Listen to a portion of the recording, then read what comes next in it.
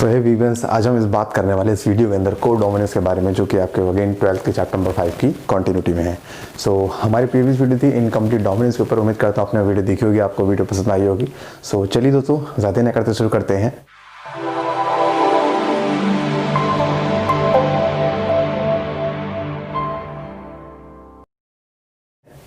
Hello दोस्तों, मैं हूं विनय और आप देख रहे हैं मेरा यूट्यूब चैनल विनय बायोलॉजी। सो आज का जो हमारा टॉपिक है, हम बात याद हम कर रहे थे exceptions of law of dominance.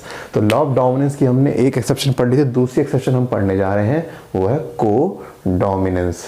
ठीक है, आपको पता होगा लॉ ऑफ डोमिनेंस क्या कहता है कि हेटेरोजाइगस कंडीशन में एक एलील होगा डोमिनेंट, एक होगा रिसेसिव। लेकिन हमने ऐसे कैसा केस देखा लास्ट टाइम कि हेटेरोजाइगस कंडीशन होते हुए वहाँ कोई डोमिनेंट कोई रिसेसिव नहीं था, वहाँ दोनों ही डोमिनेंट थे, बट वो कंप्लीटली डोमिनेंट नहीं थे।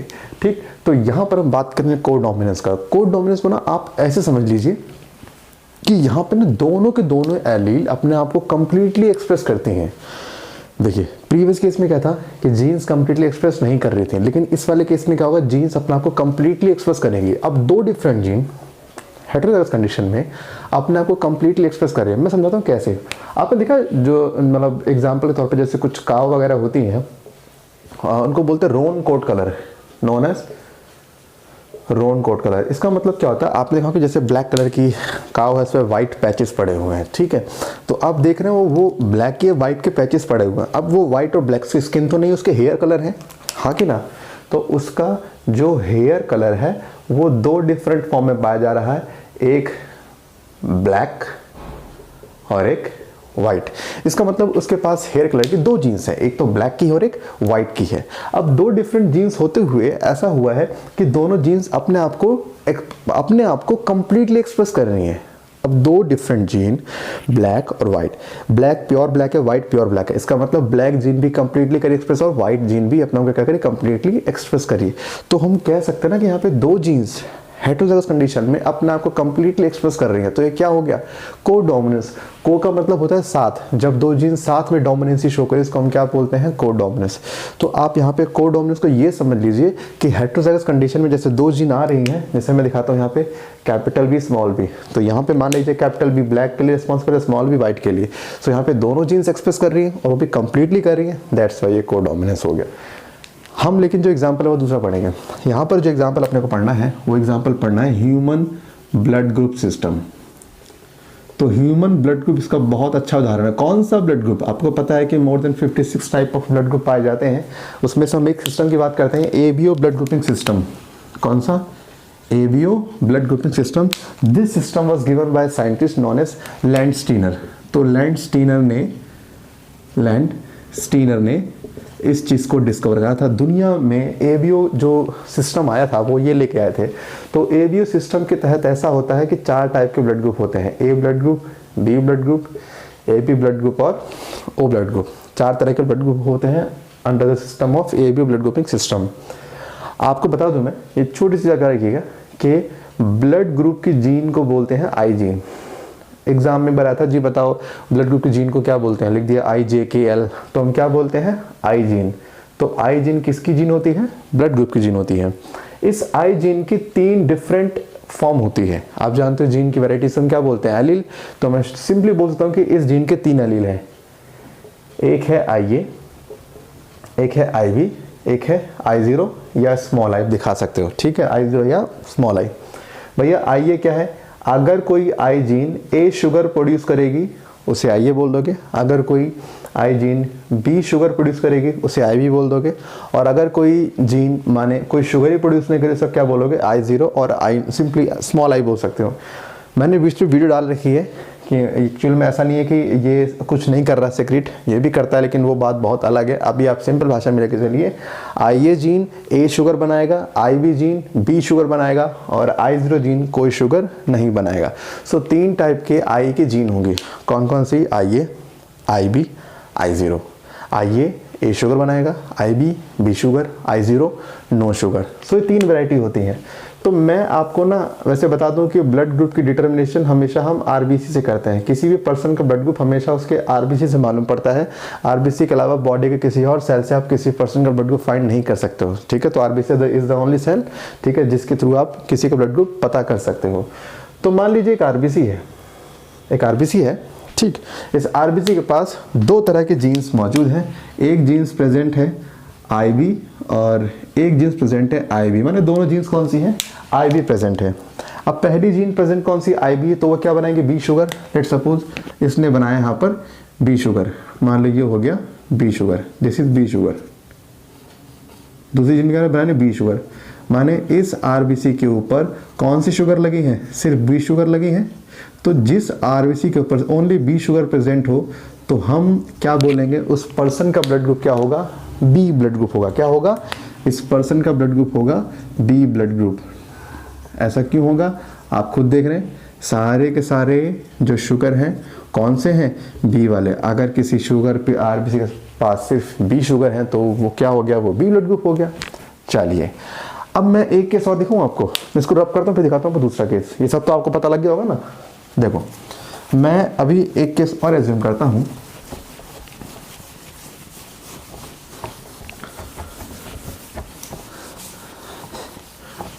और गाइस वीडियो के लिए मैं छोटा बोर्ड यूज़ कर रहा हूँ, ऐसा नहीं कि मैं बड़ा बोर्ड नहीं ले सकता, अगर पे बड़े बोर्ड पड़े हुए हैं, बट एक्चुअल में सिर्फ इतने ही स्पेस का काम होता है। तो मैंने सोचा क्यों उतने बड़े स्पेस को मतलब फालतू में जगह घेरना, तो जितने स्पेस का काम है सिर्फ उतने स्पेस को यहाँ पे लिए मैंने, उसके लिए इस बोर्ड को लिया है, ठीक है।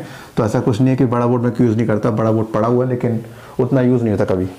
तो देखिए अब मैं आपको दिखाता हूँ एक केस। मान लीजिए किसी आरबीसी के पास आईबी I0 है, IB I0 माने उसके आरबीसी के ऊपर, अच्छा I0 मतलब कोई शुगर प्रोड्यूस करेगा ही नहीं, तो सिर्फ एक IB प्रोड्यूस करेगा ना यहाँ पे शुगर। मान लो यहाँ पर ये रहा IB शुगर, मतलब B sugar, B sugar, B sugar, B sugar. ध्यान से देखिए इस केस में जिसमें एक जीन कोई शुगर प्रोड्यूस नहीं कर रही लेकिन एक प्रोड्यूस कर रही है, तो इस केस में ब्लड ग्रुप तो B आएगा ना। क्यों आएगा, अरे भाई इसके पास शुगर तो सिर्फ B है ना, कोई और थोड़ी है। इसका मतलब IB I0 भी ब्लड ग्रुप B लेकर आएगा और IB भी ब्लड ग्रुप कैसे लेकर आएगा, B लेकर आएगा। माने दोनों ही केस में कैसा आएगा ब्लड ग्रुप, B आएगा। इसको बोलते हैं हेटेरोजाइगस भी, इसको बोलते हैं होमोजाइगस भी, क्योंकि ऊपर देख रहे हो IB I0 हेटेरोजाइगस हो गया और IB होमोजाइगस हो गया। अच्छा मैं एक केस दिखाता हूँ आपके, मान लीजिए आइए अब दोनों जीन अगर A शुगर प्रोड्यूस करेंगे तो A sugar plus A sugar, तो A ही आरबीसी मतलब A वाली बात आएगी ना। तो ये कौन सा हो जाएगा blood group, A blood group. अगर मान लीजिए मैं करता हूँ I0, तो एक जीन कोई शुगर प्रोड्यूस कर नहीं रही है, एक सिर्फ A कर रही है, तो अल्टीमेटली तो ये आना है। आप खुद देखो ना, एक कोई प्रोड्यूस कर नहीं रहा, माने A + 0 तो ये आना है, ठीक। अच्छा तीसरा केस, मान लो एक जीन A वाली शुगर बनाए, एक जीन B वाली शुगर बनाए। एज्यूम करो ये आरबीसी हो गई, इसके पास एक हो गया IA, एक हो गया IB। जो IA है वो तो आरबीसी कौन सी शुगर लगाएगा, A शुगर। ये मान लो A शुगर हो गई, IA ने A शुगर लगा दिया आरबीसी के सरफेस पे, और जो B बचा है, B ने क्या करा, B ने लगा दिया B शुगर। तो अब इसके पास तो भैया दोनों पाई जा रही ना, IA भी मिल रही, मतलब B शुगर भी है, A शुगर भी है। सो क्योंकि इसके पास A और B दोनों पाई जा रही है, इसीलिए हम क्या बोलेंगे, ये वाला ब्लड ग्रुप हो गया AB ब्लड ग्रुप। क्या हो गया, AB ब्लड ग्रुप, क्योंकि इसके सरफेस पे A और B दोनों पाई जा रही है। अगर आपने क्या करा, आपने कहा सर 0 कर देते हैं इसको, I0 IB, माने सिर्फ B प्रोड्यूस हो रहा है, तो जीन तो फिर ब्लड ग्रुप तो B आ जाएगा ना, अपने को तो A भी रखना है। तो कहने का मतलब अगर आपने इसको 0 कर दिया, यहाँ A कर दिया, फिर तो A आ जाएगा। तो AB के लिए सिर्फ एक कंडीशन है, IA और IB।